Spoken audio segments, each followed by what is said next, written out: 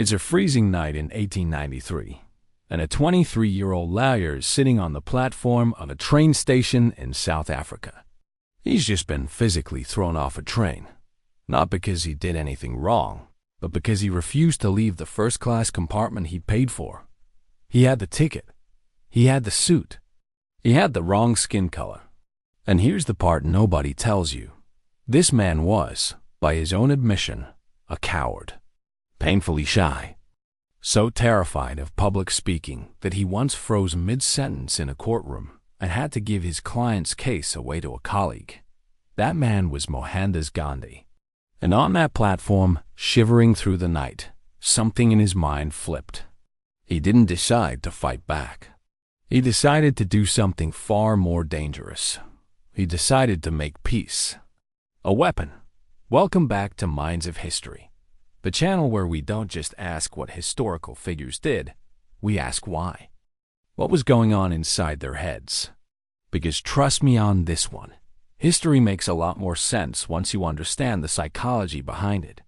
Today, we're cracking open the mind of Gandhi, a man who took the two things most of us are ashamed of, fear and weakness, and reverse-engineered them into the most effective political weapon of the 20th century. By the end of this video, you'll understand exactly how his mind worked, and why his method was way more calculated, and honestly, way more ruthless than the peaceful grandpa image suggests. Let's get into it.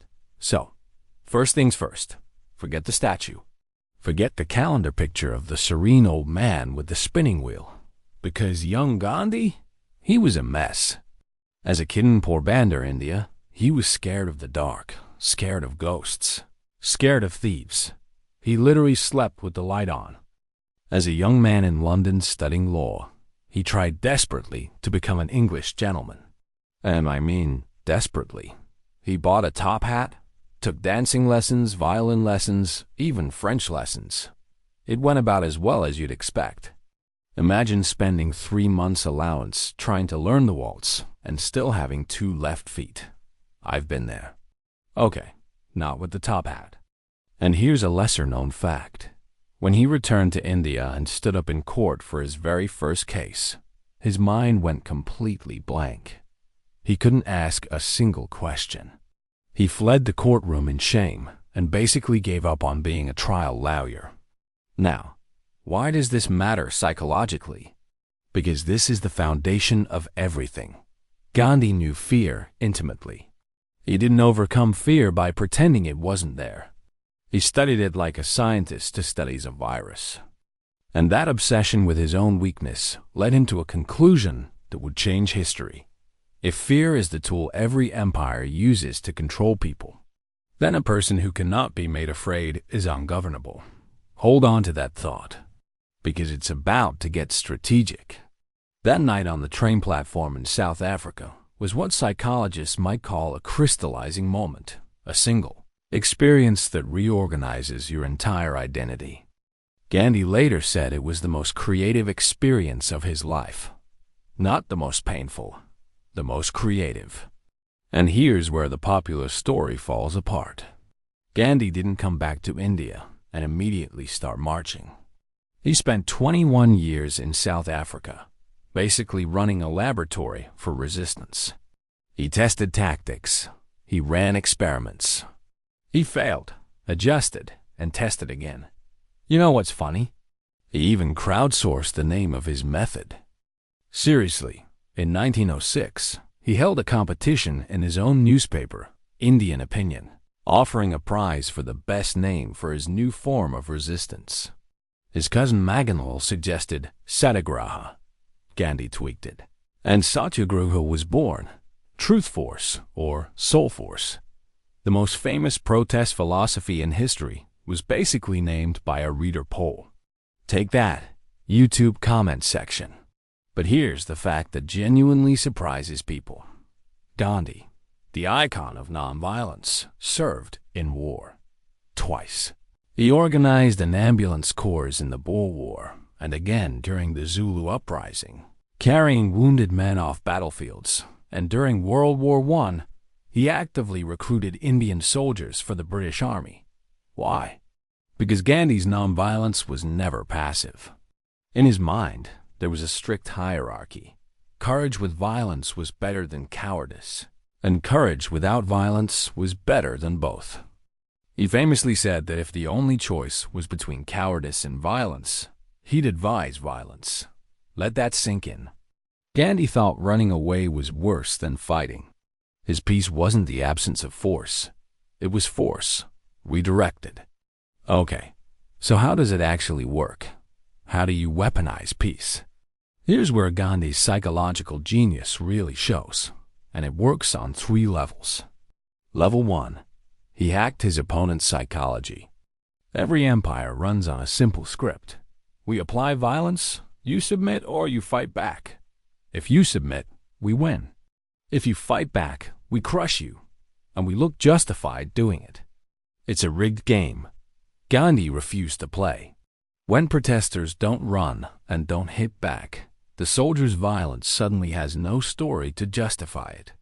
One sociologist later called this moral jiu-jitsu, using the full weight of the opponent's aggression to throw them off balance. Every baton swing against an unresisting person didn't weaken the movement. It transferred moral power to it. The British weren't fighting rebels anymore. They were beating unarmed people in front of the world. Level 2. He hardened his own psychology. This is the part people find weird, and honestly, some of it was weird. The fasting, the celibacy, the obsessive diet experiments, walking about 18 kilometers a day well into old age. But look at it through a psychological lens. Gandhi was systematically training himself to not need anything the British could take away. Comfort? Gone voluntarily. Food? He'd give it up first. Fear of prison? He called jail His Majesty's hotels. You cannot threaten a man who has already taken everything from himself. He made himself, quite literally, unpunishable. Level 3, and this is the underrated one. He understood mass media before mass media understood itself. Think of it like this. If resistance were a game, Gandhi found the cheat code, and the cheat code was optics. The Salt March of 1930 is the perfect example. The salt tax made up a tiny fraction of British revenue. Economically, almost meaningless. But Gandhi chose it because everyone, every farmer, every mother, understood salt. Then, he turned the protest into a slow-motion drama. 24 days. Roughly 240 miles on foot. Journalists trailing him the entire way. Tension building with every step toward the sea.